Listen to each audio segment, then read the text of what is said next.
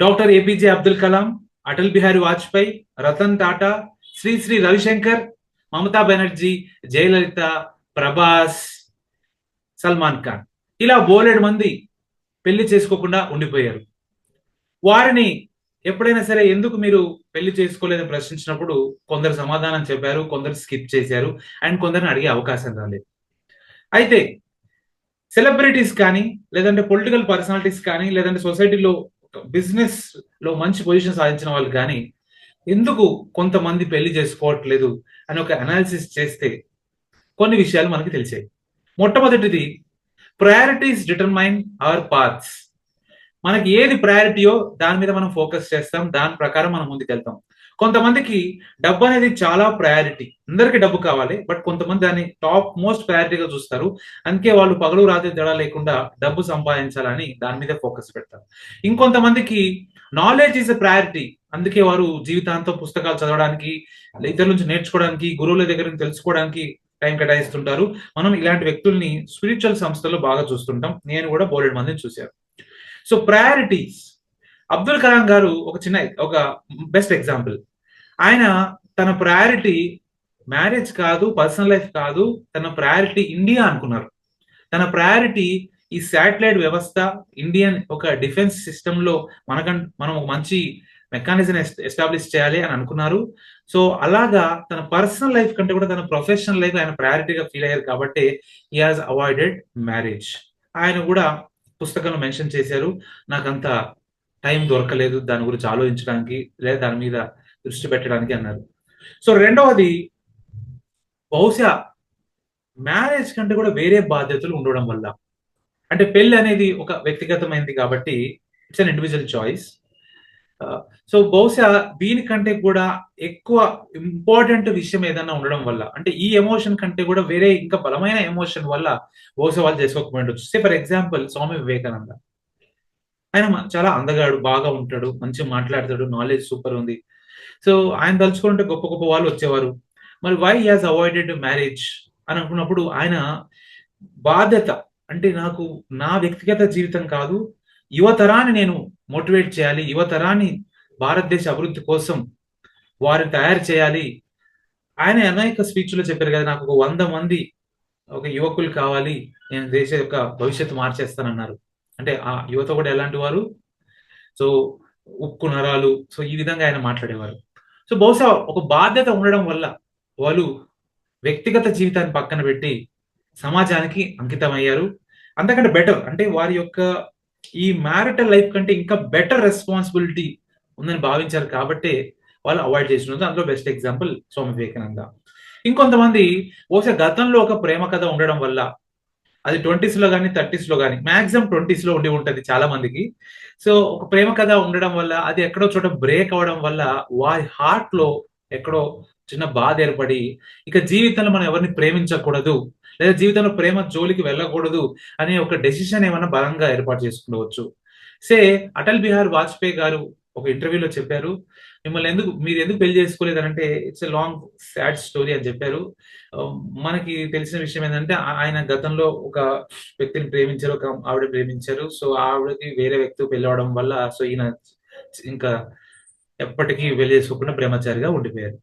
అలాగే రతన్ టాటా గారు ప్రేమ కథ కూడా మనకు తెలుసు. అమెరికాలోనే ఎవరినో ప్రేమించారు. అయితే అప్పుడు ఇండియాకి చైనాకి యుద్ధం జరుగుతున్న సమయంలో ఆ అమ్మాయి వాళ్ళ పేరెంట్స్ ఒప్పుకోలేదు ఇండియాకి వెళ్ళడానికి. దాంతో ఆమె ఎక్కడ ఉండిపోయారు, ఆమెకు వేరే పెళ్లి అయిపోయింది. ఈయన ఇంకెవరిని పెళ్లి చేసుకోలేదు. దాని తర్వాత ఆయన వేరే వాళ్ళతోటి ఒక రిలేషన్షిప్ లో ఉన్నారు, బట్ లైఫ్ లాంగ్ ఆయన అయితే పెళ్లి చేసుకోలేదు.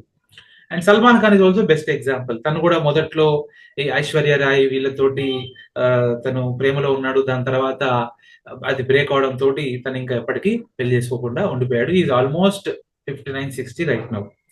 సో గతంలో ప్రేమ కథ ఒకటో రెండో మూడో లేదా కొన్ని బ్రేకప్స్ ఉండడం వల్ల, లేదా గుండె గాయం అవడం వల్ల చాలా మంది పెళ్లి అనే విషయాన్ని అవాయిడ్ చేశారు.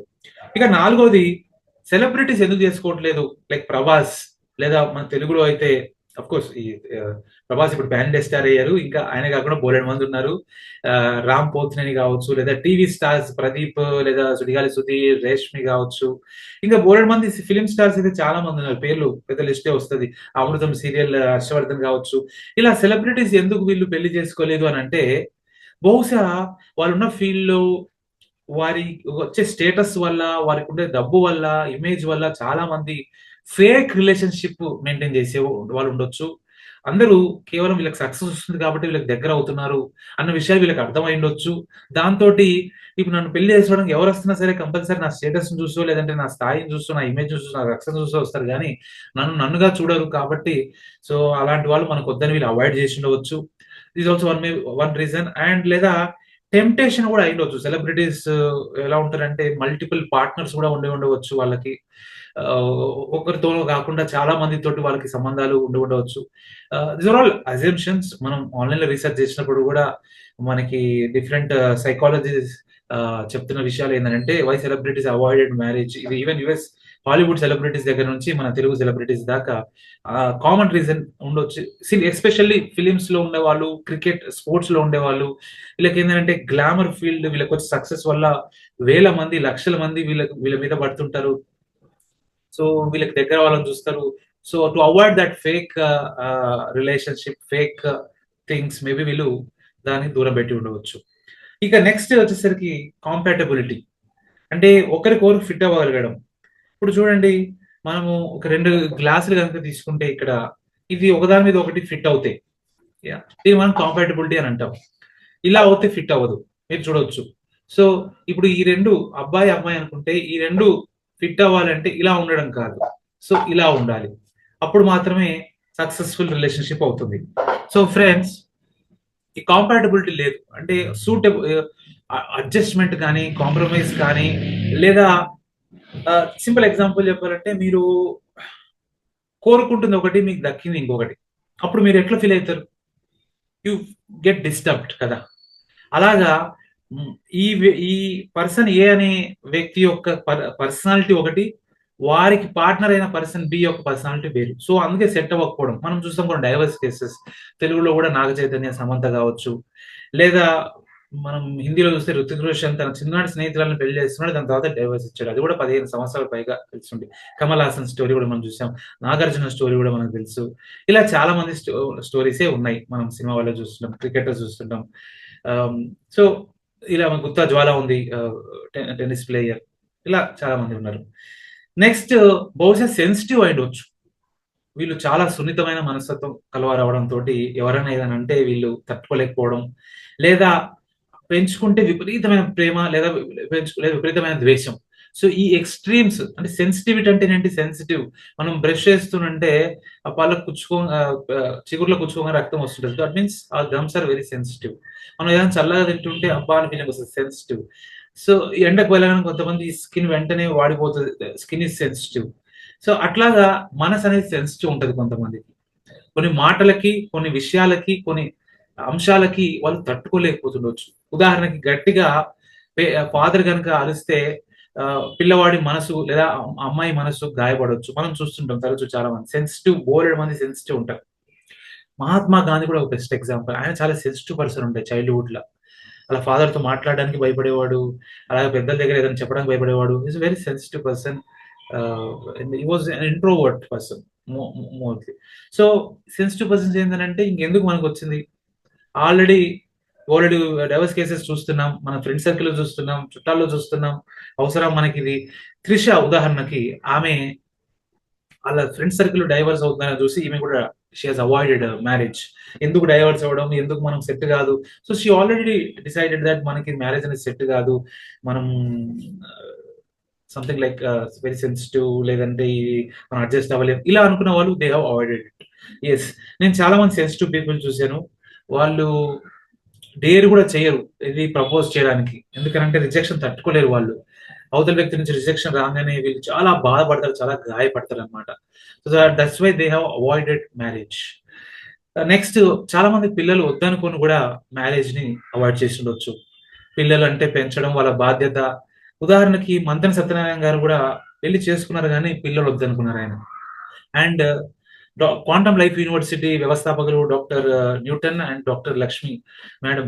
సో వీళ్ళు కూడా పిల్లలను కనలేదు. చాలా మంది ఇట్లాగా పిల్లలు అవాయిడ్ చేశారు. బోలెడు మంది ఉన్నారు సమాజంలో, మనం చూస్తూ ఉంటాం.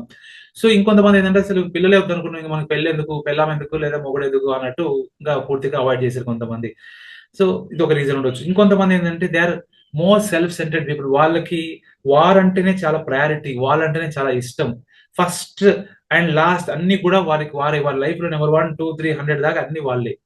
సో అలాంటి వ్యక్తులు ఏంటంటే నేను నా కోసం బతకాలి, నేను వేరే వాళ్ళ కోసం కాదు, నేను ఏదైనా పని నాకు నచ్చితే చేయాలి, నా కోసం చేయాలి, నా మంచి కోసం చేయాలి, అంతేగాని నేను పిల్లల్ని కానీ వాడిని పెంచి వాడిని ఉద్ధరించి వాడిని బాగు చేసి నేను నాశనం అయిపోవడం ఎందుకు అని కొంతమంది. ఇంకొంతమంది ఏంటంటే అరే ఎందుకు మ్యారేజ్ లైఫ్, వాళ్ళకి నచ్చినట్టు మనం ఎందుకు ఉండాలి, వారి కోసం మనం ఎందుకు అడ్జస్ట్ అవ్వాలి అని ఆలోచించి మన కోసం మనం బతుకుదామని ట్రావెలింగ్ చేస్తుండొచ్చు, లేదంటే లైఫ్ ఎంజాయ్ చేస్తుండవచ్చు. అది మందు రూపంలో కావచ్చు, లేదంటే సర్వీస్ లో కావచ్చు.